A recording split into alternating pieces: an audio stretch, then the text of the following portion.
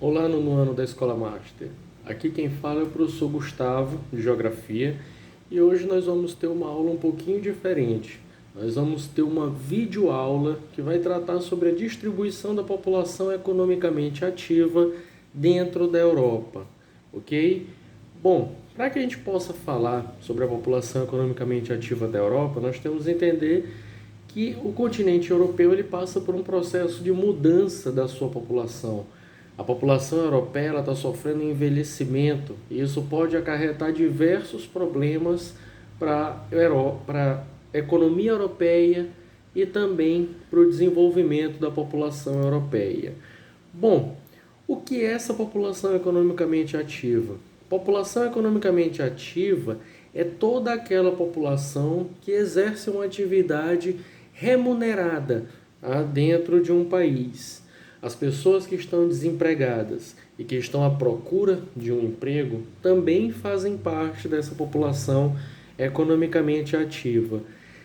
Ao contrário da população economicamente ativa, nós vamos ter a população economicamente inativa, que vai ser formada basicamente por aposentados, idosos e crianças que não podem trabalhar até os 14 anos. Essa é a população economicamente inativa de um país. E aí que entra a questão do envelhecimento da população. Se nós tivermos uma população de idosos muito grande, nós vamos ter uma diminuição do número de jovens e aí nós podemos ter uma sobrecarga no sistema previdenciário do país.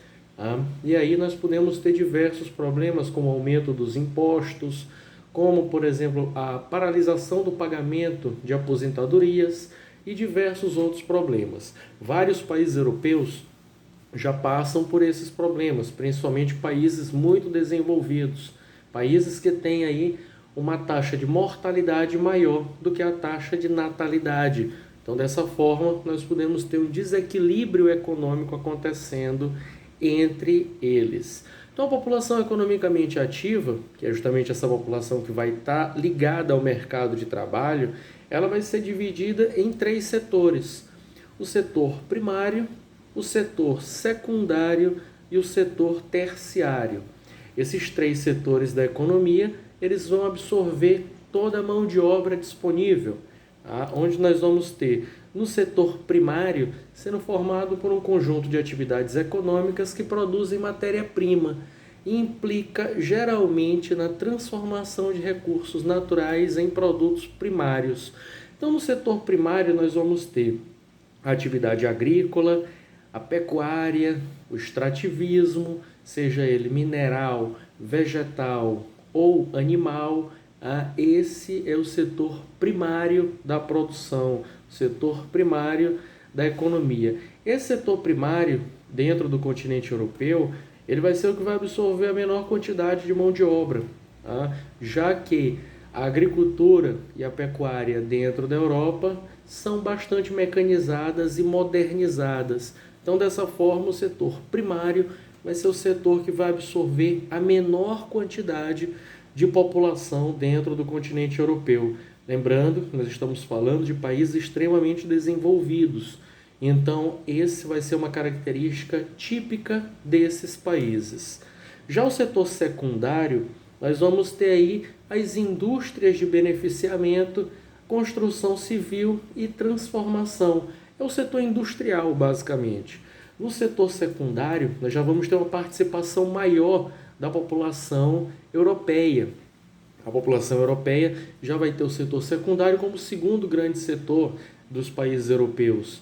E alguns, claro, variando mais do que outros, como por exemplo na Alemanha, nós vamos ter uma participação bem grande da população no setor secundário, diferente, por exemplo, do que vai acontecer em países europeus que são menos industrializados, como é o caso de Portugal, Espanha, onde nós vamos ter uma menor participação desse setor secundário. Então, o setor secundário ele vai abranger toda a produção industrial de um país, toda a produção industrial daquele continente. Na Europa, esse setor está se tornando cada vez mais mecanizado, então ele está liberando mão de obra desse setor. Essa mão de obra, muitas das vezes, quando é liberada do setor secundário, ela vai partir para o setor terciário, que envolve a comercialização de produtos, mercados, bancos, administração e oferecimento de serviços comerciais, como transporte, educação, saúde, dentre outros. É o que nós costumamos dizer que no setor terciário nós vamos ter o comércio e os prestadores de serviços. No setor terciário, num país desenvolvido, ele costuma ser bastante organizado. Na Europa, esse setor vai ser o setor que vai abranger o maior número de pessoas.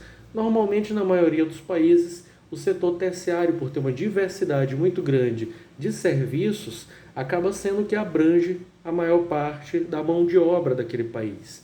Mas já no setor terciário também nós podemos ter aí uma desorganização, um inchaço do setor terciário, que é, por exemplo, o que nós vemos aqui no Brasil e em outros países subdesenvolvidos também.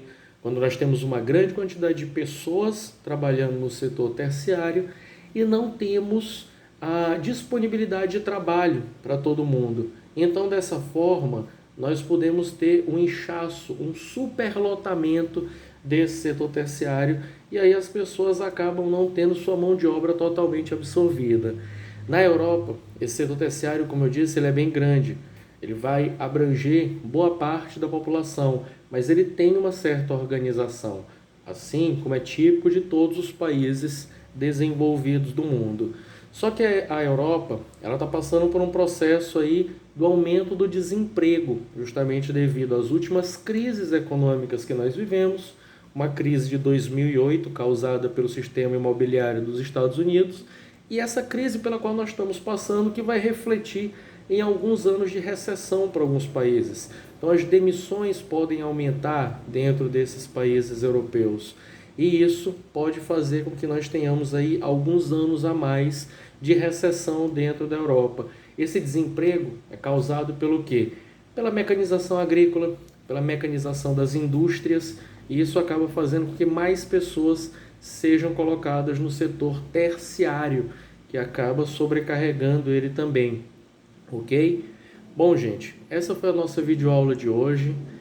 Eu agradeço muito a atenção de vocês. Estudem e se cuidem durante esse período em que nós passaremos nos comunicando dessa forma. Um abraço a todos, obrigado, até mais.